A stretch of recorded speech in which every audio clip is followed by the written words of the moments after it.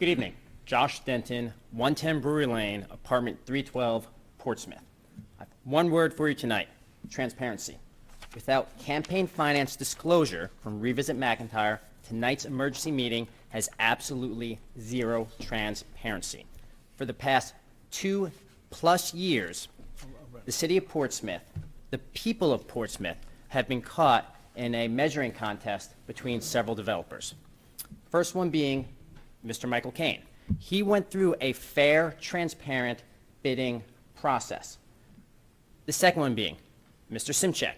He chose not to go through the fair, transparent process. He has not told us why he chose not to go through that process. Instead, according to Secretary of State's website, he's the leader of the organization, Revisit McIntyre, and he spent an undisclosed amount of money trying to influence the previous election. Now, the third person is Mr. Bill Binney.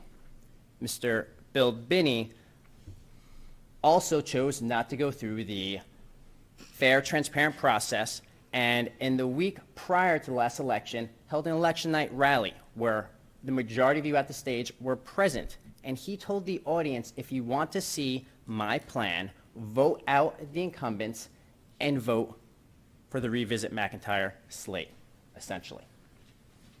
So with that being said, there needs to be campaign finance disclosure to make this process transparent. But here we are. So we had a senator, one of the leaders of Revisit McIntyre, come and speak, continue the misinformation, making people believe that the post office is not intended to return under the Redgate Kane plan. Then we had Mr. Simchek speak, and again, he did not disclose why he is not willing to do business with the federal government, why he went around the process, and further, he did not make any mention of the amounts of money that was spent. And then finally, you had the top lobbyist for Revisit McIntyre, Attorney Paul McEachern, get up here and offer you legal advice. The city of Portsmouth has a legal department. That is the people's legal department. Please listen to the legal advice that they presented you. Now, I'm sure some people might be saying, oh, this is sour grapes. He lost the election, 50 whatever votes. I didn't lose the election because of a lack of campaign finance disclosure.